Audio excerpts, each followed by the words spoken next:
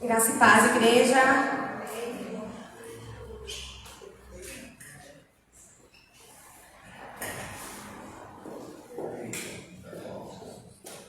Boa noite a todos. Vamos iniciar nosso momento da palavra. Que Deus nos dê o direcionamento, o discernimento.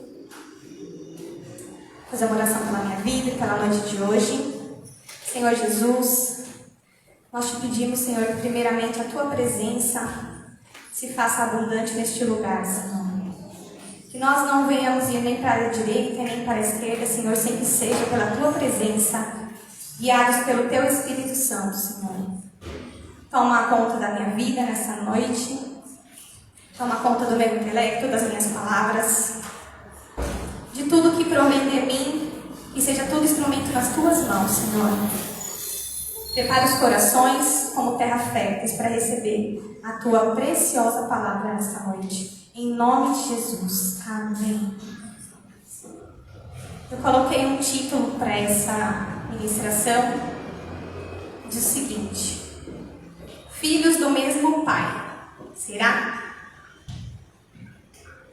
Que momento propício que nós estamos vivendo agora para extrair do nosso íntimo, do nosso ser, as nossas mazelas. Que momento propício esse que estamos vivendo para trazer à luz o nosso coração e aquilo que foi transformado e aquilo que ainda não foi transformado. Nós estamos aí, todo mundo nervos à flor da pele, debaixo de opressão, debaixo de influências de muitas pessoas, de muitos falares, debaixo de um grande desespero, com o futuro, uma grande preocupação com o que vai ser o futuro. Então nós estamos como se fosse para fazer um suco de laranja. Você pega a laranja e o que você faz?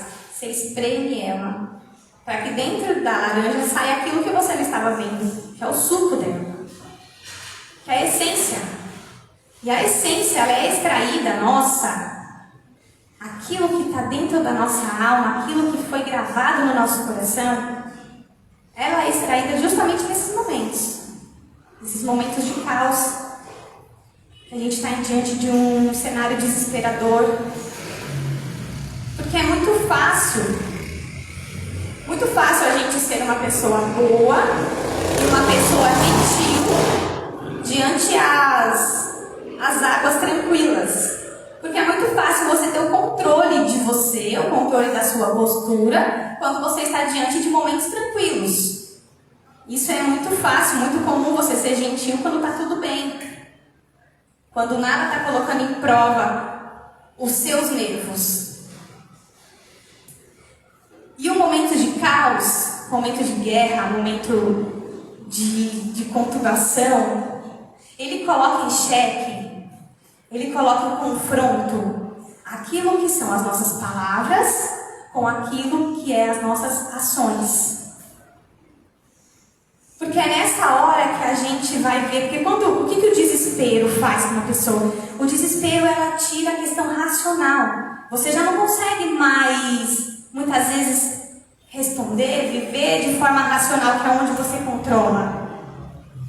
Você vai no instintivo. O desespero faz isso com você. E quando você está sendo guiado pelo seu instinto, o que vai vir à tona é o que está enraizado no seu coração. Porque é ele que vai tomar conta, é ele que vai te guiar. Então, que momento propício que nós estamos vivendo agora para realmente verificar se os frutos do Espírito Santo estão dentro de nós. Se os frutos do Espírito Santo, eles estão de fato enraizados no nosso coração, na nossa alma e no nosso caráter. Porque o que é um fruto? Um fruto, igreja, é um resultado visível de uma condição invisível. Então, o que significa isso? O fruto, ele é a comprovação de um estado interno. Você vê uma árvore, e você vê uma árvore, uma aparência boa. Você vê uma árvore com uma copa cheia de folhas. Você fala, que árvore bela e saudável. Mas quando eu comprovo que de fato aquela árvore é uma árvore saudável, quando eu vou buscar o seu fruto. É o seu fruto que me fala se aquela árvore verdadeiramente é saudável e está frutificando da maneira que ela deveria fazer. É igual aquela passagem de Jesus na figueira. Fica em Mateus, diz o seguinte, não precisa abrir que essa não é a passagem principal. Porque diz assim, de manhã cedo, quando voltava para a cidade, Jesus teve fome. Jesus teve fome. Vendo uma figueira à beira do caminho, aproximou-se dela, mas nada encontrou a não ser folhas. Então lhe disse, nunca mais dê frutos. Imediatamente a árvore secou. Aí você fala, nossa, mas estava bravinho, né? Porque estava com fome, foi comer uma planta, um fruto, não achou o fruto, ordenou que a árvore secasse na hora. Por quê? Né? Até você pensa assim, nossa, que ira de Jesus assim, né? Por que ele se irou desse jeito com uma árvore que não tinha fruto? Porque primeiro, Jesus teve fome. Então o que Jesus teve? Uma necessidade. Ele teve uma necessidade. E ele olhou a árvore, e o que fala? Que a árvore tinha folhas. Então ele foi até ela, para pegar o fruto dela. E ela não dava fruto. O que isso significa? Tantas pessoas que olham para nós com tantas necessidades e falam, que bela árvore de aparência cristã. Mas quando elas precisam, diante da sua necessidade, um fruto vindo de nós estamos secos. E nada nós conseguimos ofertar para essa pessoa que tem uma necessidade. Por isso que Jesus irou-se. Porque a função daquela árvore era alimentar a necessidade dele, não era amigo dele. Por tantas vezes eu passei por essa passagem e me questionava, eu falava, Senhor, abre os meus olhos, né? O porquê, uma passagem tão simples, tão pequena, mas o porquê dessa sua atitude? Justamente por isso. Ele precisava se alimentar. Quantas pessoas precisam se alimentar? E vêm até nós porque em nós elas olham uma boa árvore, uma aparência boa, e elas pensam, dali eu sei que eu vou conseguir um alimento, dali eu sei que eu vou conseguir a minha resposta, dali eu sei que eu vou conseguir algo de bom, algo que vai me saciar. E vamos lembrar essa noite o que são os frutos do Espírito. Os frutos do Espírito Santo é o amor, a alegria, a paz, a paciência, algumas versões está longanimidade, amabilidade, bondade, fidelidade, mansidão e domínio próprio. Então, o que é isso? Quando eu falo de fidelidade, a fidelidade ela é uma virtude, uma característica de algo que está no meu caráter. Eu vou dar um exemplo. Se eu tenho um caráter que está moldado numa base fiel e o meu caráter é um caráter fiel, então eu sou uma pessoa justa, eu sou uma pessoa que contribui, eu sou uma pessoa que honra as minhas alianças. Isso é a fidelidade. É uma virtude, uma característica de ser fiel. É algo que tem dentro do seu caráter que reverbera para fora. É a fidelidade, igual a amabilidade. Se eu tenho o amor, se eu sou uma pessoa, se o meu caráter está embutido no meu caráter ser amável, então isso vai reverberar. Eu vou ser uma pessoa gentil, eu vou ser uma pessoa respeitosa, eu vou ser uma pessoa que vou ouvir as outras pessoas, ajudar as outras pessoas. Isso é a amabilidade. É eu trazendo para fora a virtude que há dentro do meu caráter, já moldado no meu caráter. E como a gente vai ter esse caráter de Cristo e os frutos do Espírito Santo? Conhecendo a Jesus, buscando mais a tua palavra. E que momento maravilhoso agora que nós estamos vivendo para mostrar, para revelar como que nós temos sido biblicamente rasos. Biblicamente rasos, igreja. Vocês sabem que diante de uma pesquisa agora do IBGE, abriu-se um novo critério que se chama evangélicos não praticantes, que antes não existia. Você sabia de católicos não praticantes, né? Que geralmente é aquela pessoa que nascia numa família católica, crescia debaixo daquela crença, mas não ia à missa, não fazia nenhuma obra. Então, dizia-se católico não praticante, mas evangélico não praticante, isso nunca existiu, porque para nós que cremos nesse evangelho, que lemos esse evangelho, era impossível não praticá-lo. Mas hoje já existe uma boa porcentagem nas estatísticas de evangélicos não praticantes. E por que eu estou falando tudo isso, igreja? Porque agora eu não estou mais preocupada com quem vai ganhar a eleição. Eu não estou mais preocupada com quem vai ser o líder da nossa nação. Sabe por que eu estou preocupada? Como que a igreja ficará depois disso? Porque, diante de um cenário que tanto cristãos estão destilando ódio, é uma coisa insana. É uma coisa insana. Diante dessa nossa realidade hoje, o quanto que a igreja, irmãos, a igreja está atacando a igreja. O quanto que os irmãos estão trazendo à tona o seu caráter pecaminoso através de ódio, discórdia e uma insana vontade de provar a razão. A minha preocupação hoje é como vai ficar a igreja depois dessa eleição? Porque eu te pergunto, como que nós vamos evangelizar? Como que nós iremos evangelizar uma família que nós estamos nos distanciando porque nós estamos brigando? Como que nós vamos depois falar de Cristo? O que nós estamos fazendo com o nosso testemunho de Jesus? Como que nós vamos evangelizar, falar do amor, falar de Cristo se nós estamos parecendo nas redes sociais, nos nossos grupos do WhatsApp, pessoalmente, no trabalho, cães raivosos? Como que depois que a sua vontade foi feita lá no Senado, lá a pessoa no Congresso assumiu, você vai falar assim, vou falar do amor de Jesus. Como? Como igreja? Eu trouxe essa palavra porque eu pedi muito para Deus me desse um direcionamento mesmo, alguma palavra que saísse um pouco desse contexto político, né? E porque essa semana eu vi cada coisa na rede social, de pessoas que já contribuíram tanto para o Evangelho, com tanta coisa, só que hoje decidiram não se posicionar, não é não se posicionar, mas assim, elas decidiram não ficar defendendo um e nem defendendo o outro, elas decidiram não ficar fazendo propaganda eleitoral para ninguém.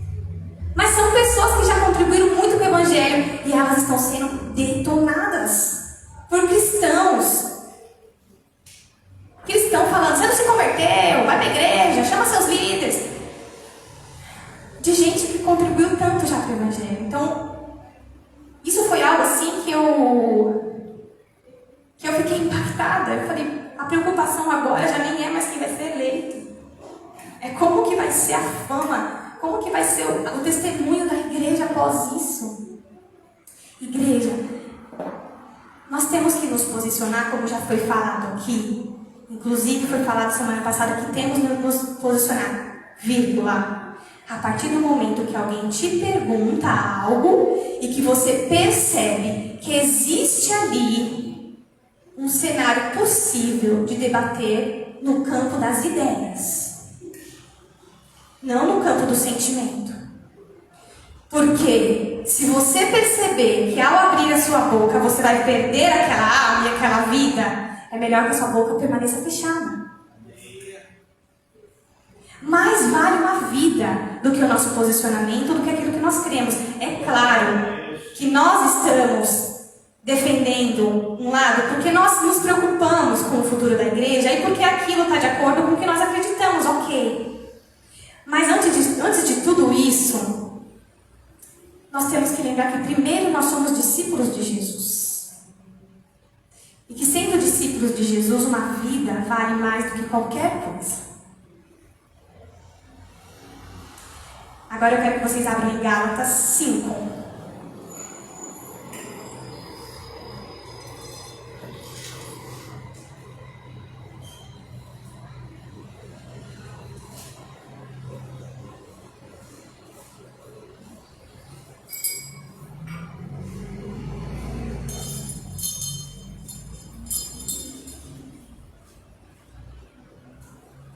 Gálatas 5, do 13 ao 15. Diz o seguinte: porque vocês, irmãos, foram chamados para viver em liberdade. Não a use, porém, para satisfazer sua natureza humana. Ao contrário, usem-na para servir uns aos outros em amor. Gálatas 5, do 13 ao 15, tá, igreja? Gálatas 5, 13 ao 15. Ao contrário, usem-nas para servir uns aos outros em amor. Pois toda a lei pode ser resumida num único mandamento: ame o seu próximo como a si mesmo. Mas se vocês estão mordendo e devorando uns aos outros, tenham cuidado, pois correm o risco de se destruírem. Pulando um pouquinho, indo para o versículo do 16 ao 17, diz o seguinte: por isso digo, deixe que o Espírito guie sua vida. Assim, não satisfarão os anseios da sua natureza humana. A natureza humana deseja fazer exatamente o oposto do que o Espírito quer. E o Espírito nos impele na direção contrária, àquela desejada pela natureza humana. Essas duas forças se confrontam o tempo todo, de modo que vocês não têm liberdade de pôr em prática o que intentam fazer. Então vamos por parte. Lá no começo diz: porque vocês, irmãos, foram chamados para viver em liberdade. Liberdade do que, igreja? Primeiro, do pecado. Foi para isso que Cristo foi na cruz, para nos libertar do nosso pecado. Segundo, igreja, nós fomos libertos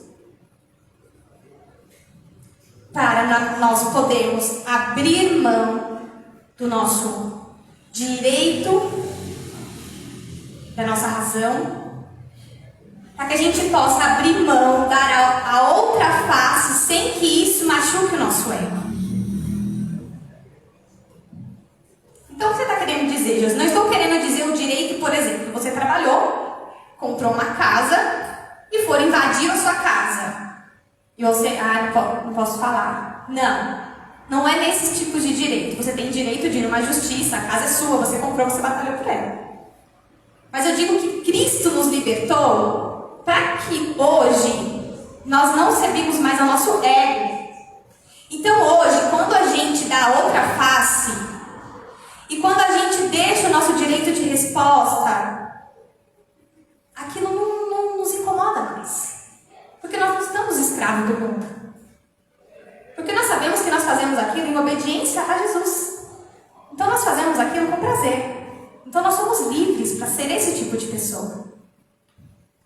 Que se silencia, mesmo quando todos falam assim, que você é pronto, que você tinha que falar, você tem que... Mas você se silencia, porque você sabe que você está obedecendo a alguém. E aquilo não fere mais o seu ego, porque você é livre. Porque Ele te libertou para isso. Então, nós não estamos mais aqui escravos do nosso próprio ego, do nosso próprio ímpeto. E nós não temos o direito, igreja, de impor a nossa razão a qualquer custo. Não temos esse direito. Só que nós confundimos essa liberdade que Cristo nos deu de sermos humildes e mansos e passivos, porque nós cremos que é dessa forma que conquistaremos a eternidade, é dessa forma que nós estaremos mostrando ao mundo a quem nós servimos, nós confundimos essa liberdade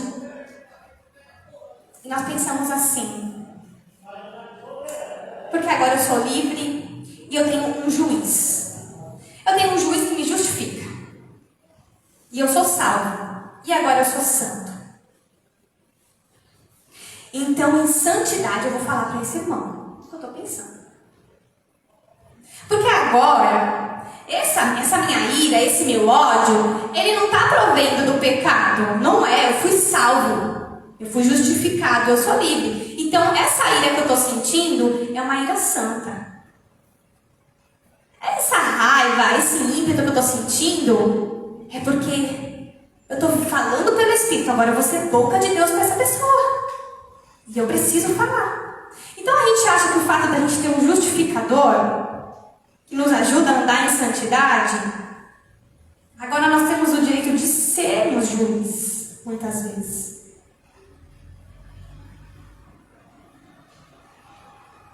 Mas agora eu te falo, igreja. Jesus foi negado no momento mais difícil da vida dele por uma pessoa que andava lado a lado com ele. Ele foi negado no momento mais dolorido da vida dele. Eu vou exemplificar essa passagem e vou trazer para hoje. Vamos supor que existe duas amigas influencer cristã. As duas, mega influencer, tantos milhões de seguidores, as duas cristãs, amigas. Nos bastidores elas conversam do mesmo assunto, elas concordam inclusive sobre o mesmo candidato, têm a mesma forma de pensar. Então uma amiga decide se posicionar nas redes sociais. Mega influencer, tantos seguidores, ela se posiciona. Então vou dar um exemplo, a favor do Bolsonaro. E aí, mega cancelada. Começa o cancelamento, começa aquela gente xingando, gente indo pra cima. E por mais que você é convicto, quando você vê uma multidão te cancelando, uma multidão te xingando, uma multidão, nomes esdrúxulos pra baixo, não tem como você não se abalar. Não tem como.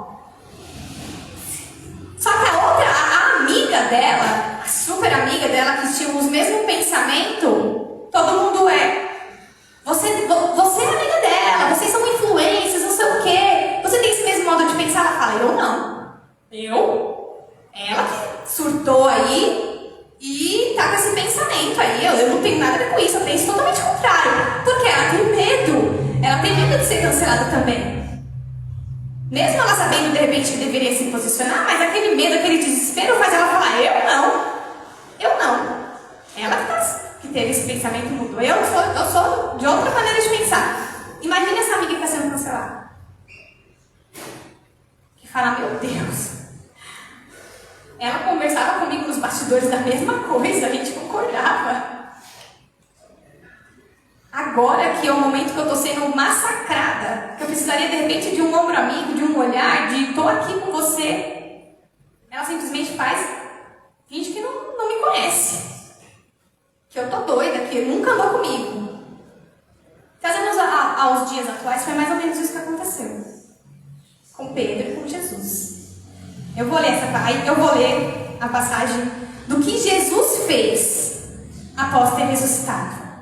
Então Pedro negou ele 3 vezes e ele morreu na cruz.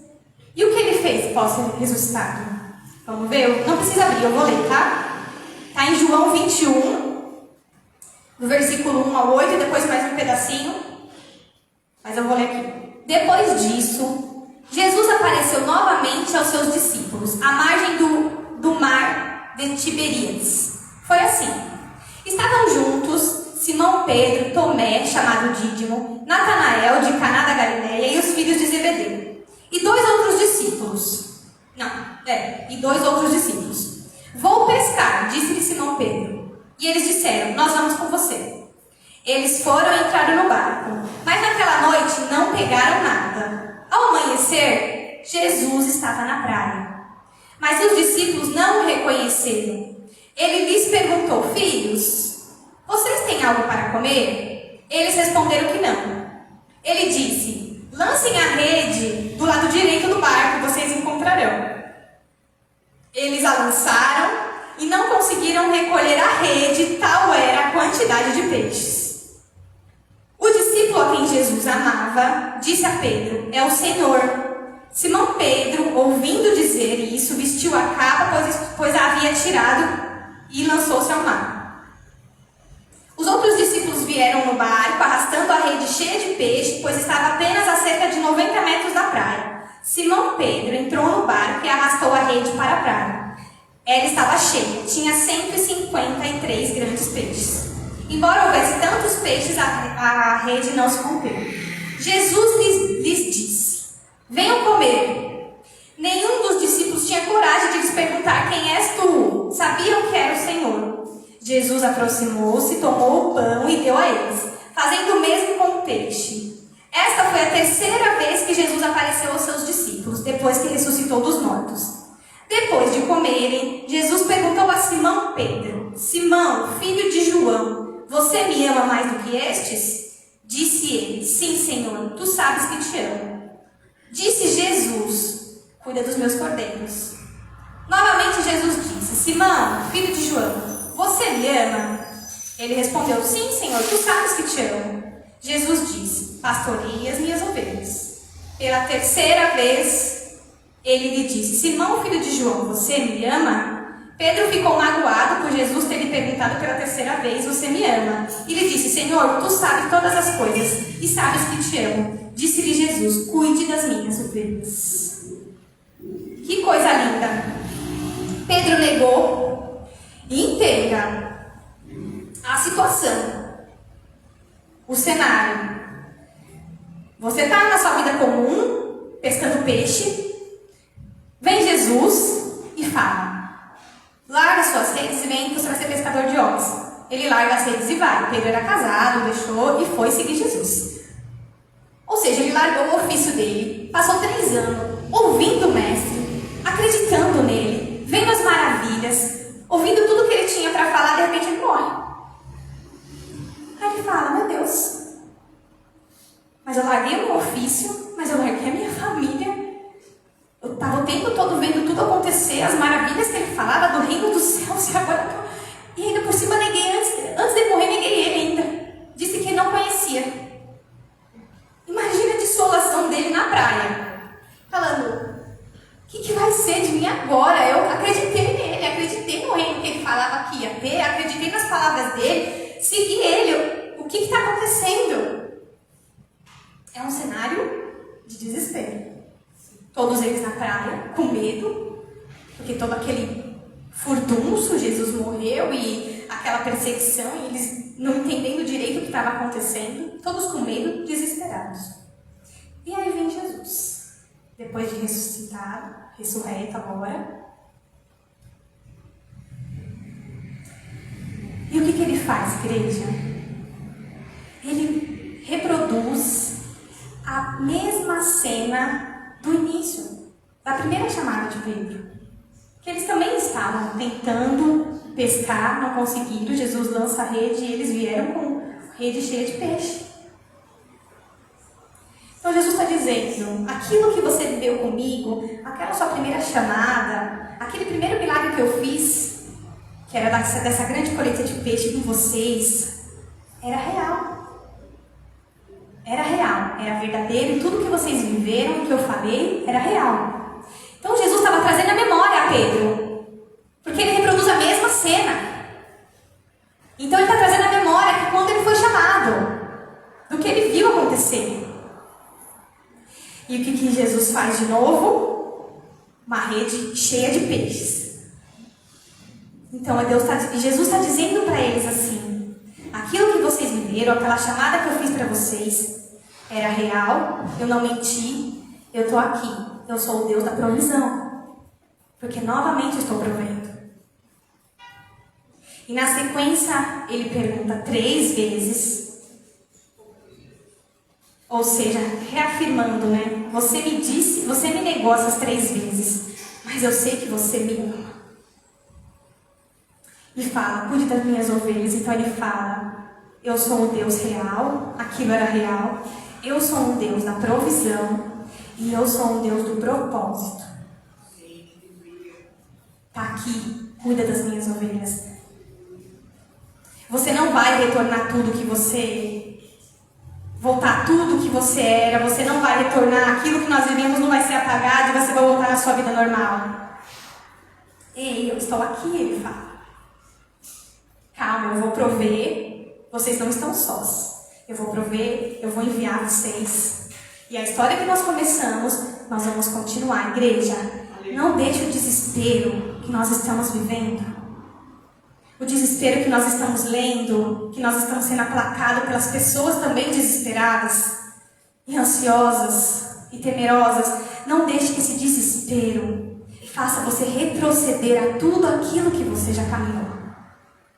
Porque nós já caminhamos com Jesus há muitas coisas, já vimos muita coisa, aprendemos muita coisa. Esse cenário não vai fazer a gente retroceder.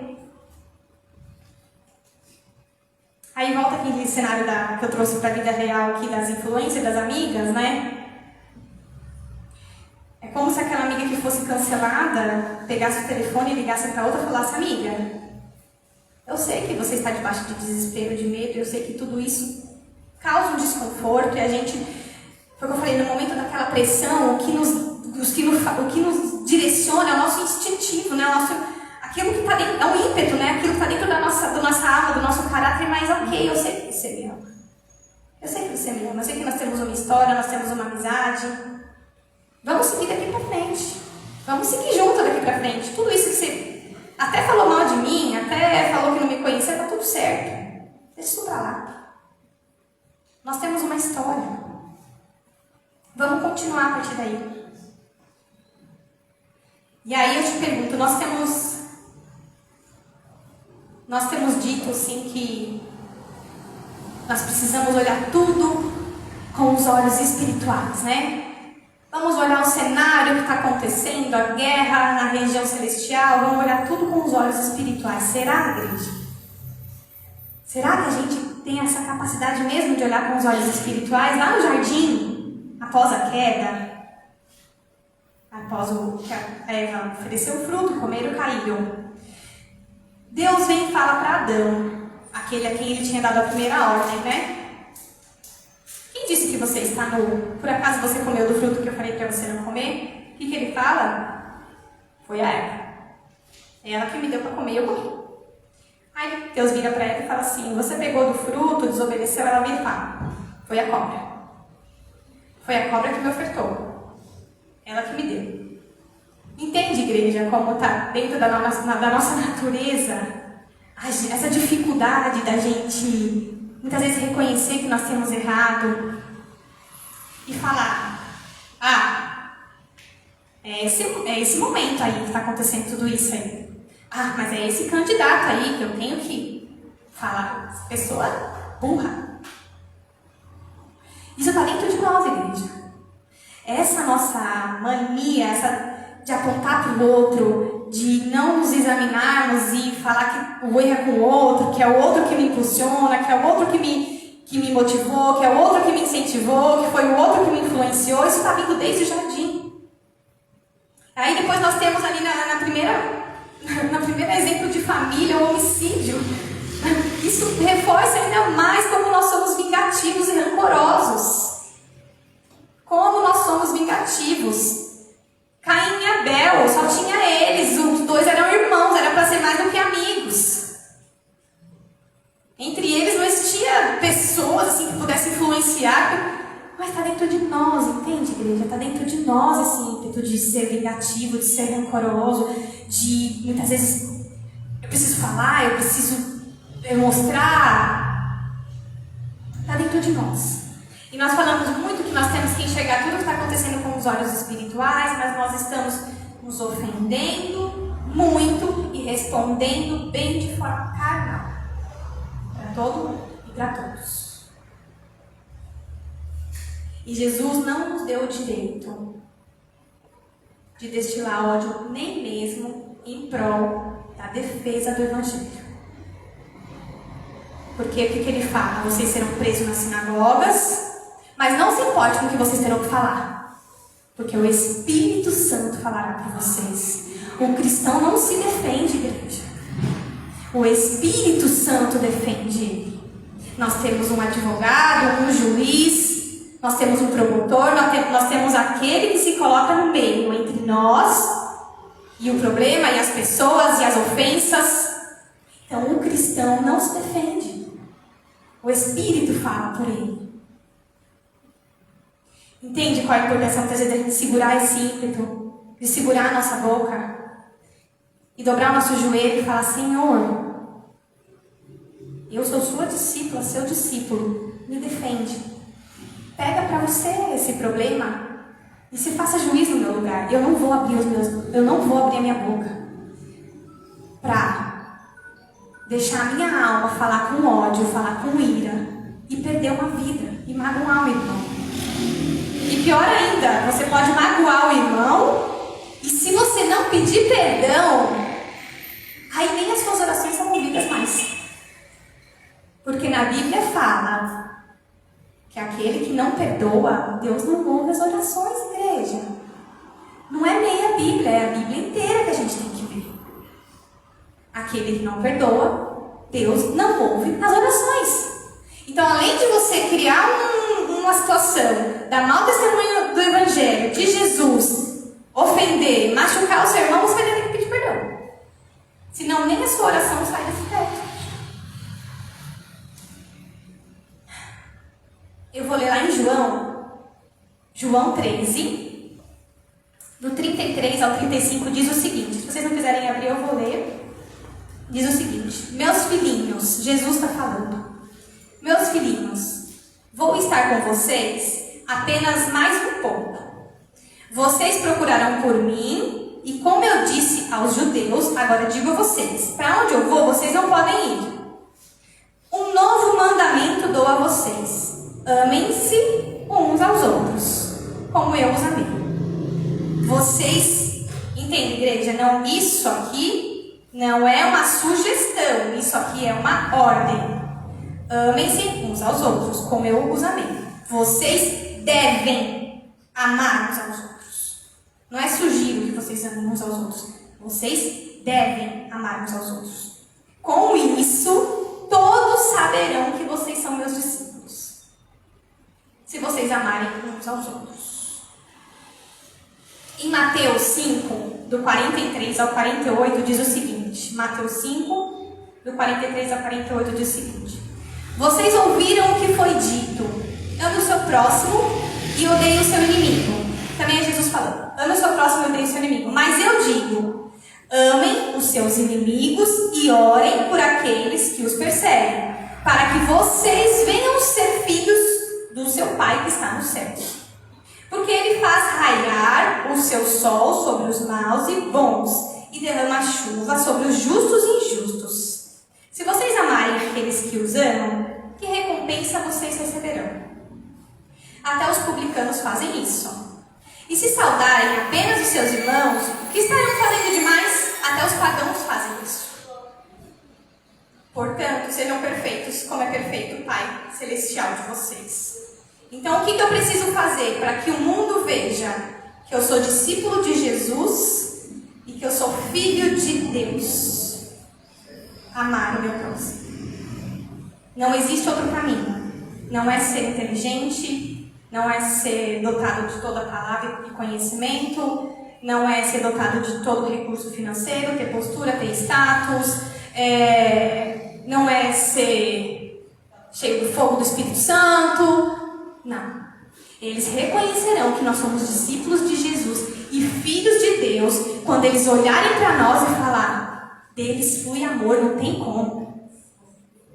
É uma coisa visível, até constrangedora.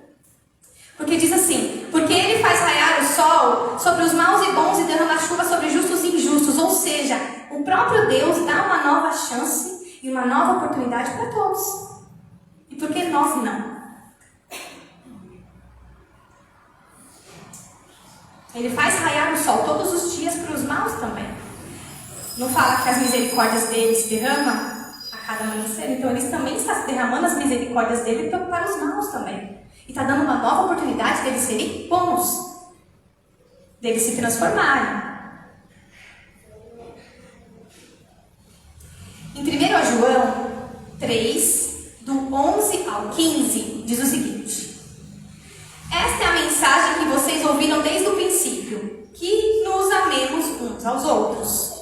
Não sejamos como Caim, que pertence ao maligno e matou seu irmão. E por que o matou? Porque suas obras eram más e de seu irmão eram justas.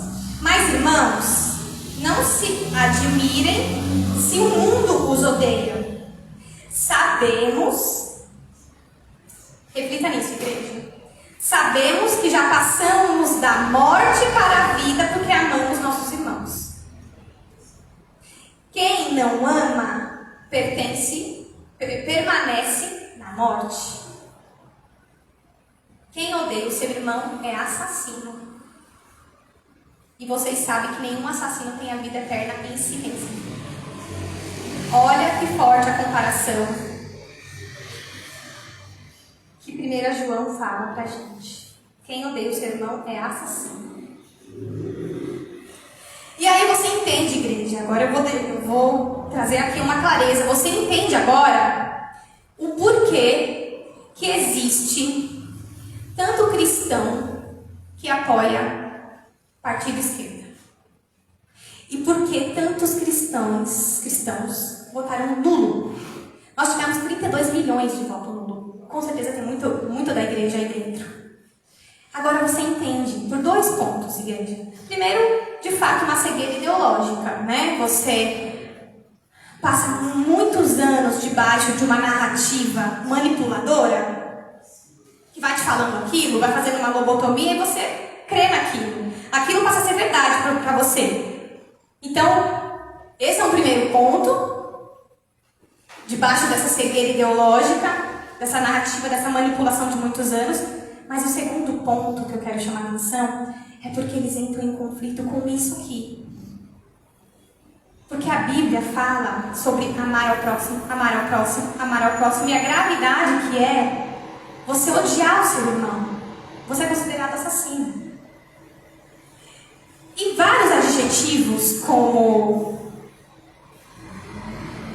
esses adjetivos que estão sendo atribuídos ao nosso presidente atual, né? Genocida, enfim, preconceituoso, homofóbico, tudo isso que tem falado a respeito dele, é tudo para trazer à tona um ódio. Igreja não é sem razão não, tá?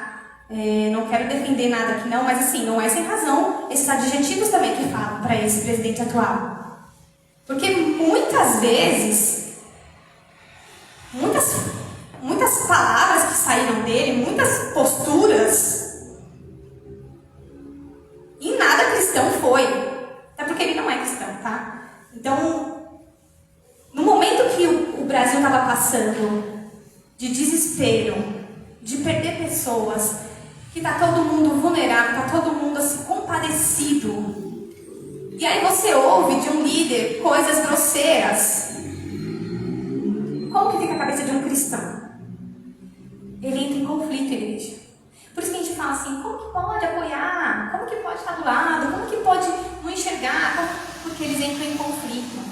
Porque eles falam assim, como se apoia um candidato que aparentemente dissemina esse ódio, não está de acordo com o que eu acredito.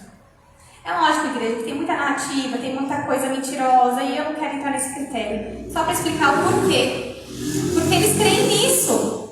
Eles creem, como nós cremos, nesse mandamento principal que é amar ao próximo. E no momento que pessoas estão sendo dilaceradas com perdas de pessoas, que é o momento mais propício para você amar ao próximo, para você exercer isso, e aí, por isso que entra nesse conflito, e a gente vê muita gente votando nulo.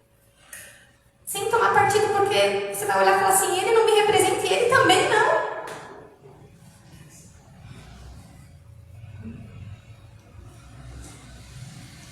Aí eles olham e falam assim, apoiando um ou outro de forma cega dentro da igreja. Aí as pessoas de fora olham e falam assim, nossa, mas eles não estão amando como eu aprendi que eu deveria amar. Igreja, entende uma coisa, a gente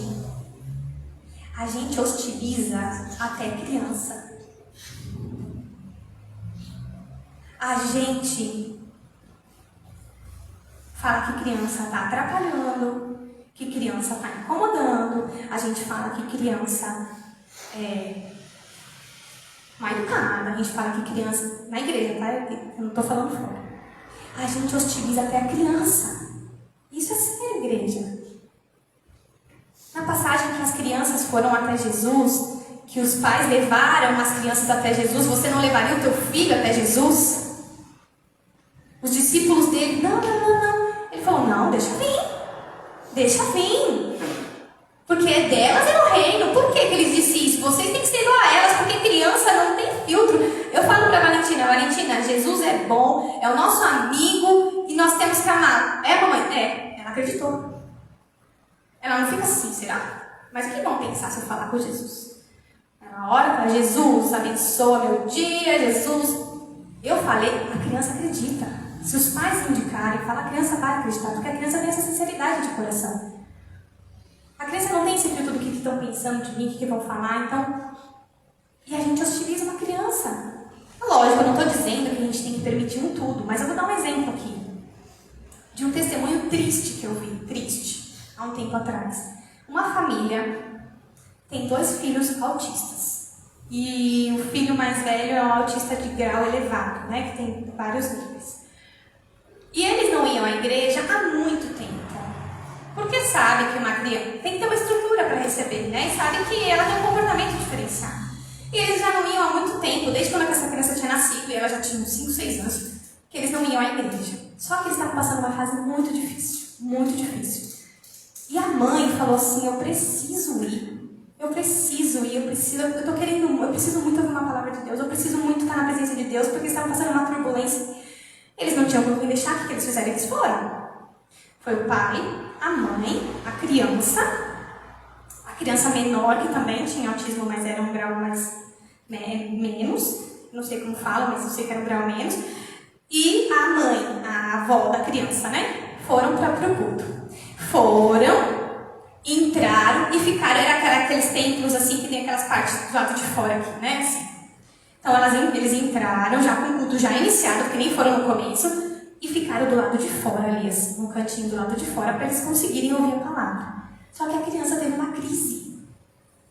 E você não tem como prever isso.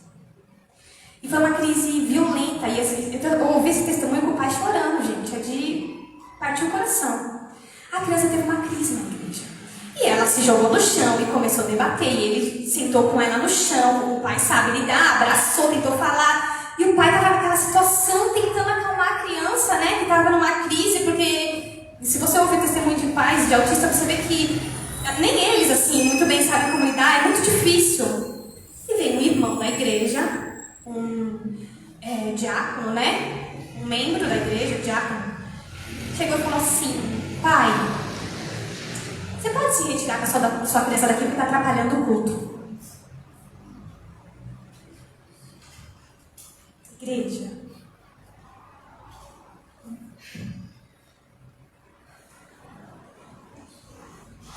Uma família passando por um momento de uma necessidade tão grande, precisando de Deus, da palavra de Deus. Ele estava sob uma condição que eles não poderiam ter controle. E o irmão fala, você pode se retirar com a sua criança daqui, porque está atrapalhando o culto. Que culto? Não tem culto porque já não tem mais Deus ali. Porque já não tem mais Jesus. Se você não tem capacidade de acolher uma pessoa que está numa situação difícil, ajudar e falar para ela se retirar, igreja. E o que eu estou falando aqui não é um caso isolado, não. Não é um caso isolado. Você sabe que tem uma pessoa nas redes sociais assim, que ela é famosa, cristã. E ela não pode ter filho, né? Então ela tá casada já há 20 anos, agora pela idade já não vai ter mais. E assim, os dois, cristão, ele é músico, pessoas da igreja mesmo, cresceu na igreja, tudo. Só que ela não gera, fez de tratamento. Não sabe, igreja. A gente não sabe qual é o mistério. E eu ouvi no testemunho dela, ela falou que 90% das vezes que ela ouviu alguma coisa que ofendeu o coração dela, relacionado a isso, foi dentro da igreja. 90% das vezes que alguém, em nome de Deus, para ser boca de Deus, para falar uma palavra de Deus, ofendeu o coração dela. Ela, inclusive, teve 2 anos de depressão por conta disso, porque o sonho dela era ser mãe. E a gente sabe porque Deus não deu o filho, não abriu o ventre? Não sabemos e não devemos saber, não é do nosso interesse saber. Mas você saber que a pessoa está sendo mais ofendida diante de uma situação de necessidade dela, ela está sendo mais ofendida dentro da igreja, pelos próprios irmãos. Isso é muito triste, igreja. Isso é pecado. Isso é pecado. E se a gente está, de alguma forma, hoje, atuando dessa maneira, nós estamos em pecado. E entenda, igreja, isso está dentro das igrejas. Não estou falando de fora, estou falando de dentro. Lá em João 16... do versículo 1 ao 3 diz o seguinte. Olha isso, eu tenho dito tudo, Jesus falando. João 16, do 1 ao 3. Eu tenho dito tudo isso para que vocês não venham a tropeçar. Vocês serão expulsos das sinagogas e, de fato, presta atenção, virá o tempo quando quem os matar pensará que está prestando culto a Deus. Farão essas coisas porque não conhecem nem ao Pai nem a mim. Ou seja, se uma pessoa está pensando que está prestando culto a Deus, matando outros irmãos, ela está dentro da igreja, ela é cristã, ela é crente, dita crente, né? É igual a parábola das 10 virgens, igreja. Haviam 10 virgens. Só que 5 eram prudentes e 5 eram imprudentes. E elas estavam com as suas lamparinas e estavam esperando o noivo e adormeceram porque o noivo demorou. Só que deu a meia-noite e o noivo, de forma inesperada, apareceu. As 5 prudentes pegaram a lamparina, pegaram o azeite e foram ao encontro do noivo. As 5 imprudentes pegaram a lamparina e não pegaram o azeite. No caminho elas falaram, olha, vai acabar o nosso azeite, então você compartilha com a gente, falou para as imprudentes falando para as prudentes. As prudentes disseram, não, se a gente compartilhar vai faltar para nós. Vai e compra com quem tem. Elas foram. Nisso que foram comprar, o noivo chegou e as 5 prudentes foram para bodas. Quantas virgens eram, igreja? 10 virgens. O que isso quer nos dizer? Se elas eram virgens, elas seguiam um mandamento. As 10 obedeciam um princípio de santidade, de pureza.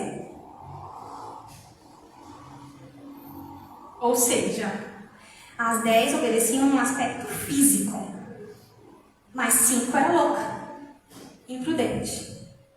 Mesmo estando em estado de pureza, virgindade. Aparentemente, tá tudo ok. Mas elas eram loucas. Diante de um momento de desespero, porque o noivo chegou de surpresa, elas esperaram muito, pegaram no sono, o noivo chegou de surpresa. Momento de, meu Deus, o noivo chegou, vamos. Estamos esperando isso já há muito tempo, desespero, cadê minha lamparina, cadê? As imprudentes traz à tona aquilo que elas realmente eram. Ou seja, muitas vezes, nós estamos com o nosso falar eloquente, nós estamos com as nossas roupas adequadas, nós estamos com o nosso crentez em dia, aparentemente obedecendo alguns mandamentos. Mas na hora que a gente é que nem uma laranja espremido, é ali que vem falar à tona as nossas mazelas. E claro, nós temos mesmo. E aqui para nos moldar, o Espírito Santo vai nos moldar, não é isso. Não estou dizendo que não há nada que não possa ser transformado ou mudado. Mas eu estou dizendo de uma caminhada. Eram 10 virgens que estavam esperando o seu noivo há um tempo. Não estou falando de novos convertidos, não estamos falando, estou falando da igreja. Da igreja que conhece, da igreja que caminha. Igual na passagem de Mateus, né? Senhor, Senhor, em teu nome. Em teu nome não expulsamos demônios, em teu nome não profetizamos. Igreja, está dentro da igreja. Se está expulsando demônios, se está profetizando, está dentro da igreja. Aí Jesus olha e fala assim, aparta-se de mim, que eu não conheço. O que ele está querendo dizer? Porque em você eu não vejo a minha palavra na sua totalidade sendo cumprida. Expulsar demônio e profetizar não é tudo que eu mandei fazer. Não me identifico com você porque eu não vejo a minha palavra sendo exercida dentro do teu coração. Não vejo. Então aparta-se de mim. Para finalizar a igreja, eu vou ler Apocalipse 22. Apocalipse 22, do 14 ao 15. Diz assim. Apocalipse 22, do 14 ao 15, diz o seguinte.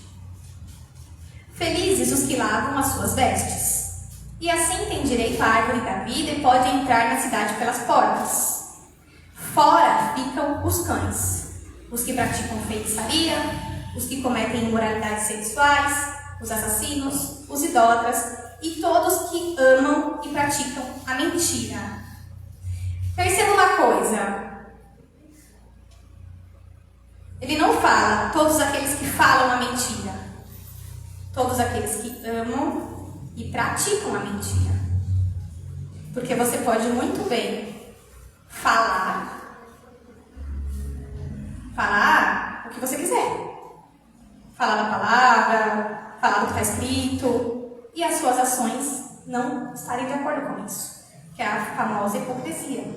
Quando a gente fala e as nossas ações não estão de acordo com o que a gente fala. E o que é hipocrisia, igreja? É a mentira.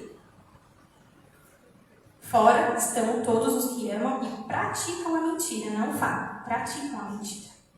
Então nós vamos saber se nós estamos dentro desse critério quando nós praticarmos ou a mentira ou a verdade. Quando Jesus apertou a métrica, né? Que falou, o adultério já não é mais aquele que pega uma mulher casada, sai com uma mulher casada, mas o adultério é aquele que na sua mente já ficou, né? O desejo. Ele está dizendo, é de dentro, é lá dentro. Não é o que reverbera para fora, já foi. Já feito, está feito. São as suas ações lá dentro, é lá no seu coração. Que ali precisa se transformar. Pedir para Lucas, você lembra? Por favor. Vigiamos, igreja.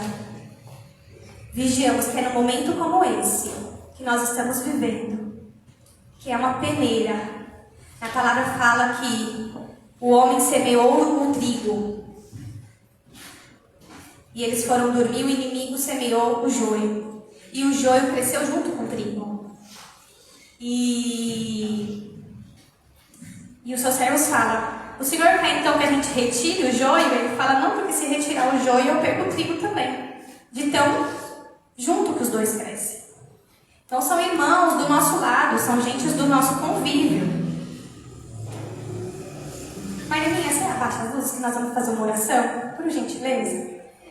São pessoas do nosso convívio, igreja. Vigiamos e cuidamos para que nós não sejamos surpreendidos naquele dia, igreja.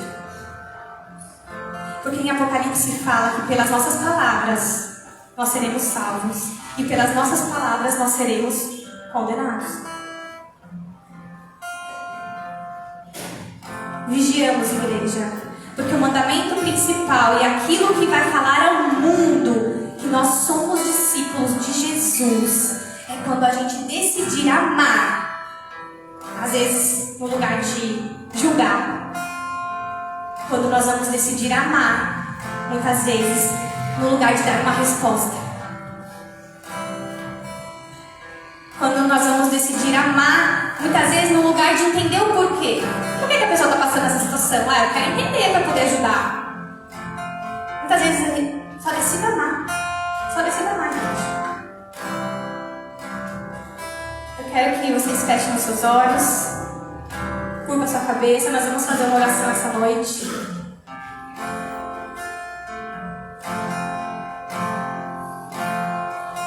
Jesus, tende misericórdia de nós, Senhor. Tende misericórdia de nós, Senhor. Porque o Senhor um dia nos chamou e sobre nós o Senhor depositou a sua confiança. A confiança de que nós seremos iguais a Ti. A confiança de que nós mostraremos ao mundo com o nosso testemunho que nós somos o Seu discípulo, Jesus. Tem misericórdia de nós, Senhor. Tem misericórdia de nós. Comece a sua oração, igreja. Muitas vezes no dia a dia a gente faz uma oração de só muito obrigado, muito obrigado, muito obrigado. Abençoe, abençoe, abençoe. Comece a sua oração pedindo perdão. Perdoa, Jesus, os nossos pecados. Nós pecamos, nós muitas vezes pecamos de novo e pecamos de novo. Nos perdoa, Jesus, essa noite. Som do nosso coração e, como disse o louvor, coloca algo novo em nós. Coloca um amor novo em nós, Senhor. Coloca uma virtude nova em nós, Senhor. Nos ajuda diante da nossa fraqueza, diante do nosso eu caído, corrompido. Nos ajuda, Espírito Santo, a ser o Seu testemunho vivo. Nos ajuda, Senhor, a ser sinônimo de amor, de paz, de mansidão. Nos ajuda, Senhor. Quero te pedir uma coisa, igreja. Eu sei que todos aqui já assistiram alguma vez algum filme de Jesus, né? Que retrata aquela época. Eu quero que você pense no seguinte: pense agora, você sentado na mesa com Jesus. Eu quero que você feche seus olhos. Eu quero que você se imagine agora sentado na mesa com Ele, comendo com Ele e com outros discípulos. Olhe para Ele, olhe nos olhos dele. Nada mais vai importar. Não vai ter preocupação. Você está diante dele. Sente na mesa com ele agora. Olha como ele dá risada. Olha como ele olha para você. Olha como ele compartilha o alimento dele. O que, igreja? O que ali tem mais importância nesse momento? Ali você é só discípulo. Ali você é só discípulo. E é o que nós temos que ser aqui. Só discípulos. Exercemos os nossos direitos civis. Somos cidadãos da terra. Mas acima de tudo e primeiro, antes de tudo, nós somos discípulos. Olhe, você está olhando para ele, na mesa com ele. Ali tem tudo. Ali não tem falta, ali não tem ausência, ali não tem carência. Você está na mesa com Ele. E ali Ele te preenche.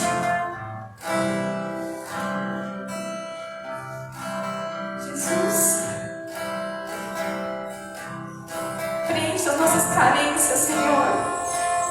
Que muitas vezes nos faz querer, Senhor, agradar a todos. Preenche, Senhor, as nossas faltas nessa noite. Preenche no nosso coração, Senhor, aquilo que nos está faltando, e isso está nos levando a tomar decisões, a tomar uma postura que não é de acordo com o que o Senhor nos ensinou, não é de acordo com o que agrada o teu coração. Preenche todo o nosso interior nessa noite, Senhor. Sonda agora, sonda o nosso ser, sonda a nossa alma. Tira toda a alma aflita, angustiada, porque agora nós estamos na mesa contigo. E aqui é o melhor lugar do mundo.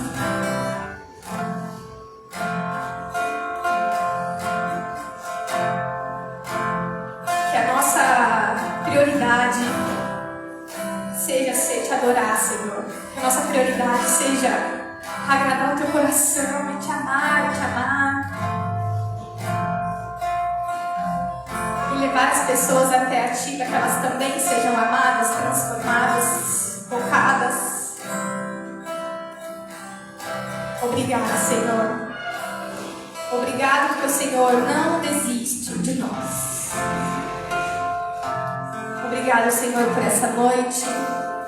Obrigado pela tua maravilhosa presença. Porque nisso não há como se comprar, não há onde se achar. Essa presença é o tesouro que nós temos.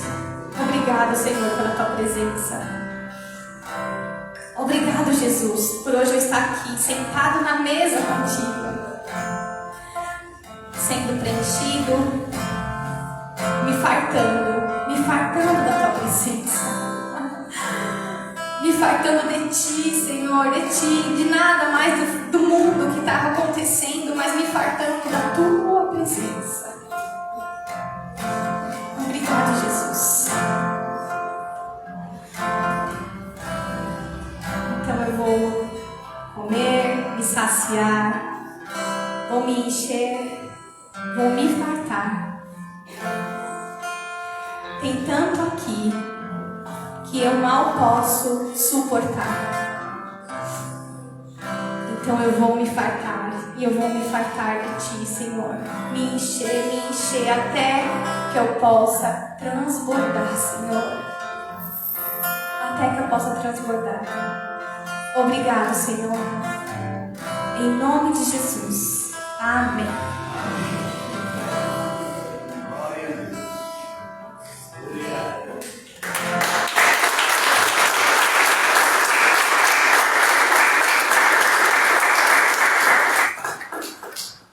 Pai nosso que estás nos céus, santificado seja o teu nome.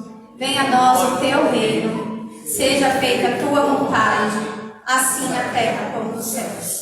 O pão nosso de cada dia nos dai hoje.